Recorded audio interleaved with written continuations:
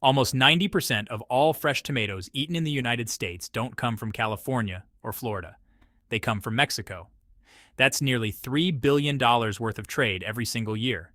For decades, this steady flow moved across the border so quietly that most Americans never even thought about it. You just walked into the grocery store and saw bright red tomatoes stacked high year-round at an affordable price. But on July 14th, 2025, everything changed. Without a single warning, without public debate, without even a short grace period, the U.S. government announced a brand new 17% tariff on every Mexican tomato entering the country. No speeches, no public hearings. Just a cold policy announcement, a single press release that hit like a lightning bolt. And within weeks, the ripple effects reached ordinary families. In Raleigh, North Carolina, tomato prices shot up more than 40%. At one neighborhood grocery store, a mother picked up a single tomato, hesitated as she looked at the price tag, and quietly set it back down. That scene repeated itself across the nation. Families had to rethink shopping lists in real time, restaurants scrambled too, salsa disappeared from menus, school cafeterias cut tomatoes out of salads, fast food chains began switching from fresh tomato toppings to processed alternatives. A fruit that had been taken for granted in American cuisine suddenly turned into a luxury item. And across the country, a quiet question spread like wildfire. What just happened? This wasn't simply about farming. It wasn't just about protecting American growers. This was a rupture, a signal, a political decision disguised as agricultural policy. Overnight, the tomato had turned into a political weapon. Here's the backstory most Americans never saw. On July 14th, 2025, the United States officially terminated the 2019 Tomato Suspension Agreement with Mexico. This was a trade accord credited for years, with keeping tomato prices stable and supply chains running smoothly. The deal worked like a pressure valve. Whenever disputes came up between growers, importers, and governments, the agreement kept the temperature down. But this time, Washington didn't bother with the process. There were no negotiations, no working groups, no technical meetings, not even a delay for importers to adjust. Instead, the government issued a single notice. Tariffs begin immediately. But this wasn't just about what ended up on your dinner plate. The collapse of the tomato supply chain destroyed livelihoods almost overnight. In Florida, dozens of small Latino-owned importing businesses were forced to shut down. For decades, these family-run companies had been the invisible arteries connecting Mexican fields with American kitchens. But once the tariff hit, they just couldn't absorb the losses. One by one, they closed their doors. Behind those businesses were people. Hundreds of warehouse workers, drivers, customs agents, and farm liaisons. Many of them had spent their entire careers building bridges between U.S. consumers and Mexican growers. Suddenly, they were disposable. No announcements, no compensation, just pink slips and severance checks. Even trade experts, people who have seen decades of tariff battles, were stunned. Policy shifts were expected, but not this. Not an overnight 17% tariff without hearings, without planning, without even a strategy for what came next. In fact, a July 2025 MarketWatch report warned that this sudden collapse in tomato imports wouldn't stop at tomatoes. Industries tied to the trade, packaging companies, refrigeration firms, trucking fleets, logistics companies, were also at risk. The domino effect, they warned, could raise prices across the entire food supply chain. And yet, when pressed, Washington's justification was simple: protect American farmers. But protect who exactly? Florida's tomato farms only operate seasonally for a few months out of the year. Major states like New York, Illinois, and Minnesota rely almost entirely on imports to stock their shelves. And California, the one state once famous for its tomato production, has been shrinking for years under the pressure of droughts, rising costs, and labor shortages. So the question kept echoing louder with every trip to the grocery store. Was this really about protecting farmers, or was it about politics? They didn't try to climb over America's tariff wall. Instead, they tunneled under it, quiet, precise, and without protest.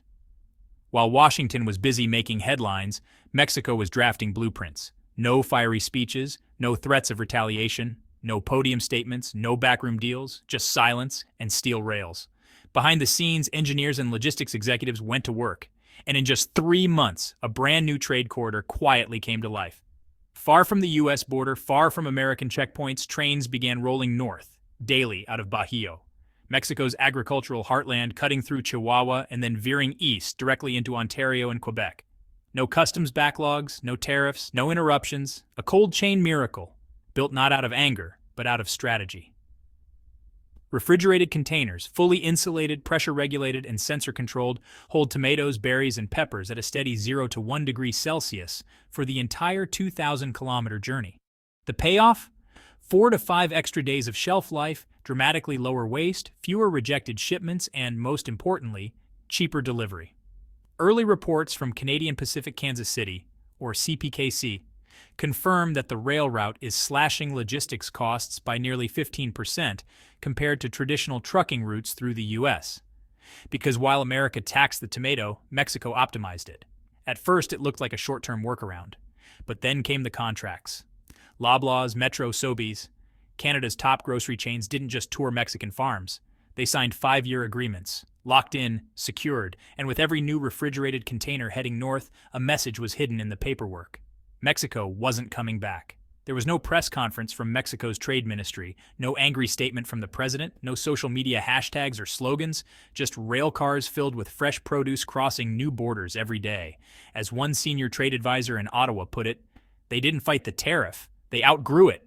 And that's what stings most for U.S. officials. This wasn't just about moving tomatoes. It was about shifting trust. For decades, American distribution hubs in Texas, Arizona, and California were the center of North American produce trade. Now, Canadian cold storage facilities in Montreal and Toronto are becoming the new anchors. Ports that once funneled Mexican food into California and Texas are watching contracts vanish, shipments decline, and long-term investments dry up. And back in America, farmers, retailers, and consumers are left watching trains thunder past, not with rage, but with bewilderment. Because there was no shouting match, no bitter round of negotiations, no desperate last-minute truce. Mexico didn't scale the tariff wall. They tunneled under it, quietly, efficiently, permanently. And according to a Bloomberg Green report, by 2026, nearly half, 48% of Mexico's fresh tomato exports will head to Canada. Just 2 years ago, that number was under 1%. And it's not just tomatoes anymore. Strawberries, avocados, bell peppers, all flowing north. Not into the U.S., but straight into Canada. No speeches, no standoffs. Just contracts and signatures. While America's tariffs made the headlines, Canada made appointments. Not with diplomats, but with farmers. Executives from Loblaws, Metro, and Sobeys flew straight into Guanajuato and Jalisco. Not for photo ops, not for political theater, but for farm tours. And in the end, that's the real story. While Washington built walls, Mexico built railways. And Canada quietly built a future without the U.S. at the table. They tested the soil.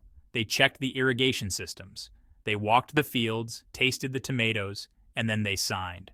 5-year contracts, locked in through 2030. No bargaining drama, no threats of reversal, just cold chain certainty. A logistics director for Metro summed it up in one unforgettable line: "We don't sign deals based on election cycles." That single sentence said everything Mexico needed to hear. Because while Washington flips trade policy every 4 years, Ottawa honors contracts across decades. And that stability, quiet, steady, unassuming, is exactly what transformed Canada from an afterthought into a trade anchor. According to a July 2025 FreightWaves report, Mexico is on track to send 48% of its fresh tomato exports to Canada by 2026, a jump from less than 1% just 2 years earlier. Think about that, from almost nothing to nearly half the market in only 18 months. And it doesn't stop with tomatoes. Avocados, strawberries, bell peppers, all now traveling on the same refrigerated rail corridors, all bypassing U.S. ports, all flowing directly into Canadian distribution hubs, stretching from Quebec City to Vancouver. Meanwhile, on the American side, the numbers tell a very different story. According to the supply chain analytics firm A-Tools, the wholesale price of imported tomatoes in the U.S. spiked 22% in July 2025. Retailers pointed fingers at tariffs, inspection delays, and unpredictable enforcement from federal agencies. One produce manager in Florida compared it to gambling with groceries. It's like playing roulette with perishables. By contrast, Canada's new rail-based system delivered an 8% cheaper landed cost per crate, thanks to fewer delays and optimized routing. The shift is already visible on the ground. In border towns like Buffalo and El Paso, import warehouses are shutting down. One tomato distributor in McAllen, Texas, laid off 74 workers in June alone. Yet, just across the border in Windsor, Ontario, a brand new refrigerated storage facility opened, fully staffed and fully booked with contracts through the first quarter of 2026. This wasn't just a tariff. It was a tax on the dinner table, and the people paying it weren't policymakers or lobbyists. They were everyday families. Take Maria, a single mother in New Jersey. She used to buy a pound of fresh tomatoes every Sunday, but now, at $4 a pound, she skips them entirely. Instead, she buys canned beans, cheaper, saltier, shelf-stable.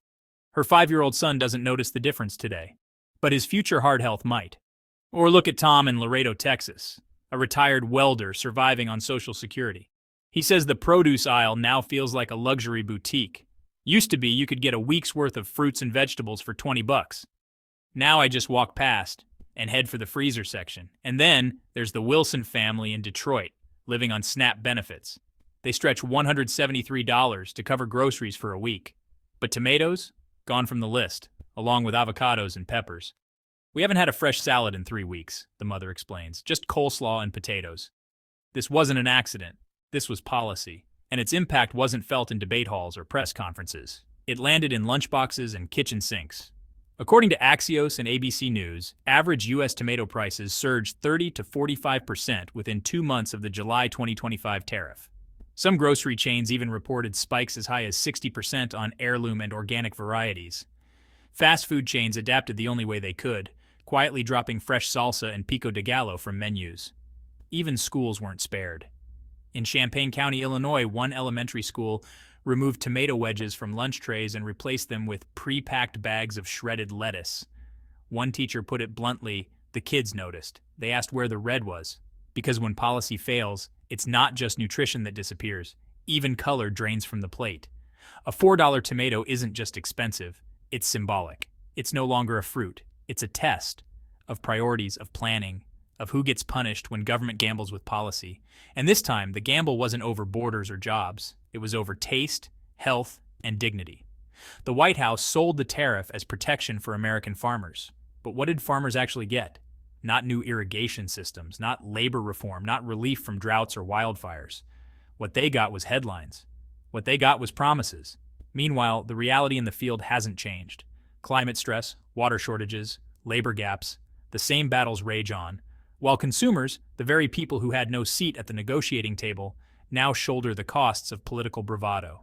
And in neighborhoods already stretched thin, a missing tomato is more than a missing flavor. It's a quiet humiliation. A dinner table stripped of color. An invisible subtraction from what it means to eat well in America. So yes, the tariff targeted foreign growers, but its true impact?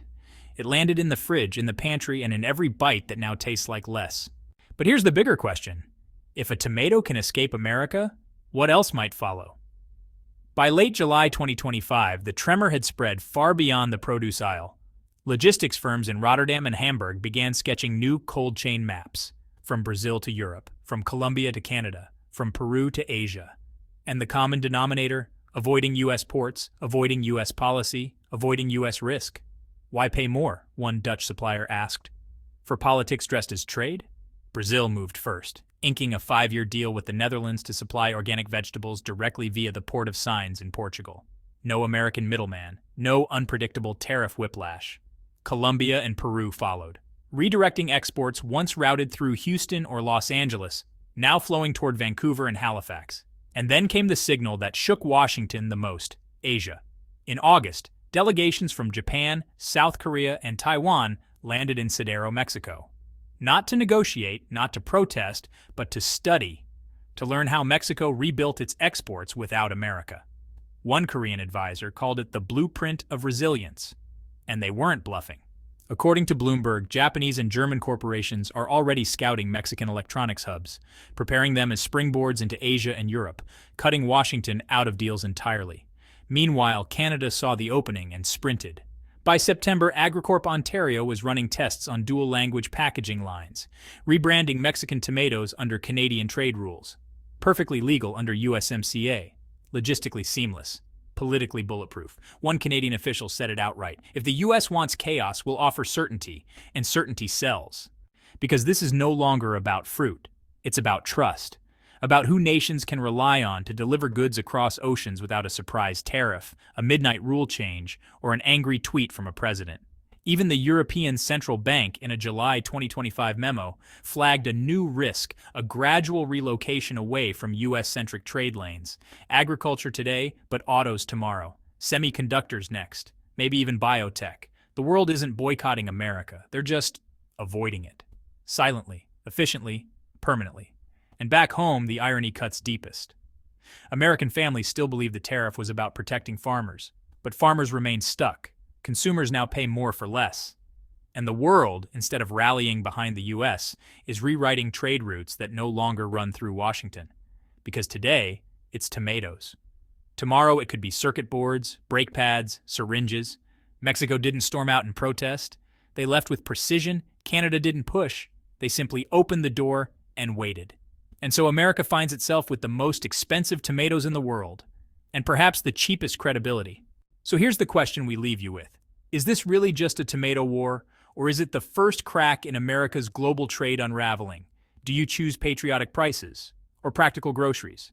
Let us know in the comments below. And if you believe these stories matter, hit subscribe and ring the bell. Your click fuels independent journalism and exposes the next policy disaster before it hits your fridge.